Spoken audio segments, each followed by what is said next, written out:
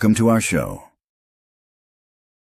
I am David Burt, one of the 3 veterans in the U.S. Tonight we're diving straight into the shadows of intrigue and mystery. Buckle up. Rain-slicked streets glisten under the streetlights like wet asphalt mirrors, reflecting a city that never quite dries out. The neon sign of the old Italian social club flickers above the entrance, buzzing like a dying insect. Red, green, blood, and money. A black Lincoln Town car pulls up slow, real slow. Tires hiss against the curb. Out steps Sterling Bearnard. Silver hair slicked back, tailored overcoat turned up against the cold rain. He moves like a man who's made more than a few deals in dark alleys, and won most of them.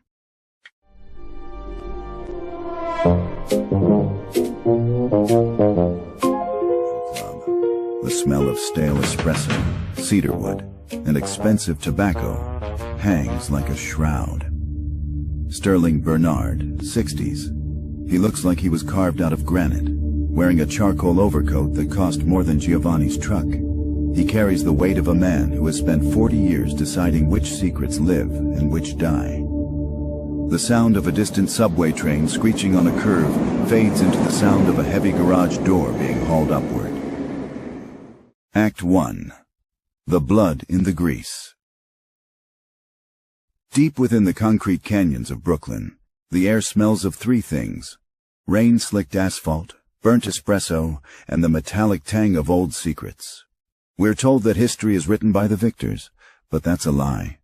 History is written by the men who stay awake while the rest of the world sleeps.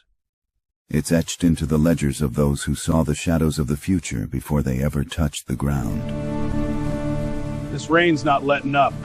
Gotta get this fixed. The rhythmic clink, clink, clink of a socket wrench. Meet Giovianni, Bisoglio. To the neighborhood, he's just the guy who can make a dead '68 Mustang breathe again. But Gio knows something most people forget. Every machine has a soul, and every soul has a breaking point. His father, old Lorenzo, didn't leave him a house or a stock portfolio. He left him a heavy, iron-bound trunk and a cryptic warning. The past isn't a ghost, Gio. It's a shield, but a shield is only good if you're strong enough to hold it. A heavy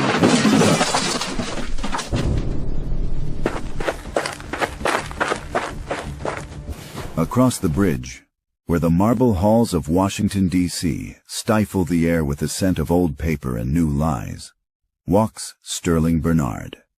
Sterling is a man of the record. Clean suits, sharp mind, eyes that see the hidden threads in a legislative bill. His father was a ghost of the Beltway, a man who navigated the silent corridors of power for 40 years without ever leaving a footprint. Sterling thought he knew his father's legacy. He thought it was about policy. He was wrong. It was about sovereignty.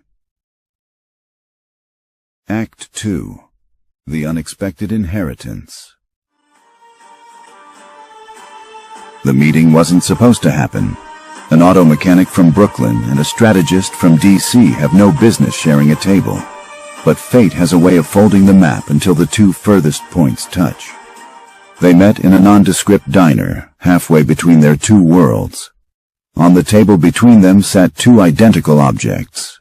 Brass keys, tarnished with age, stamped with a seal that hasn't been used by the U.S. government since the height of the Cold War. Sterling, voiced with a crisp, weary edge. My father left me a coordinates list disguised as a trust fund. It leads to a vault that shouldn't exist, under a mountain that isn't on the map. Giovianni, voiced with a gravelly Brooklyn baritone. My old man left me the blueprints to the locks. He told me if I ever met a man with your name, the world was already on fire. We just hadn't seen the smoke yet. They realize then that they aren't just sons. They are the fail-safe. Their fathers were part of a silent sentry, a clandestine brotherhood of men who recognized that one day the very sovereignty of the nation would be traded like a commodity in the dark.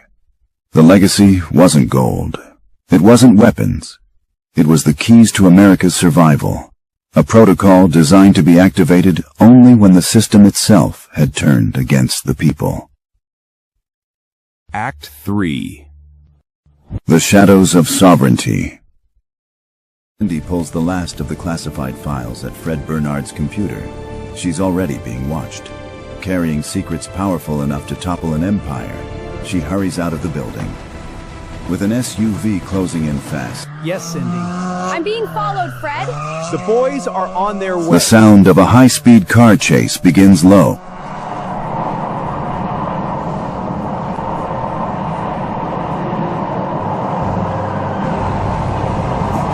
Engines revving, tires gripping the pavement.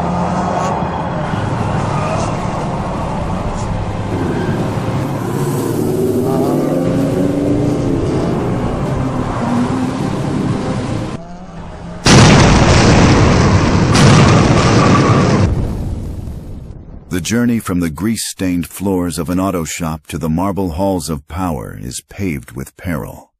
Because when you hold the keys to the kingdom, the people currently sitting on the throne tend to notice. As Sterling and Giovianni move, the shadows move with them.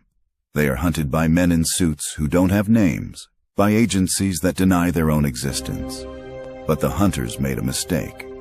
They thought they were chasing an academic and a mechanic.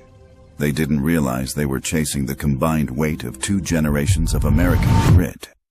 This performance and the story of these 2 men standing for the soul of a nation is brought to you by those who understand the meaning of the word service. This show is brought to you by 3 veterans in the U.S. For more on their mission and their work, visit them at www.3vets.us. The world is full of shadows. Make sure you know who's standing in them. The keys are in the ignition. The journey has just begun. Hey, we're 3 veterans doing this from our own pockets. Even $5 or $10 helps so much. Links in bio. Thank you.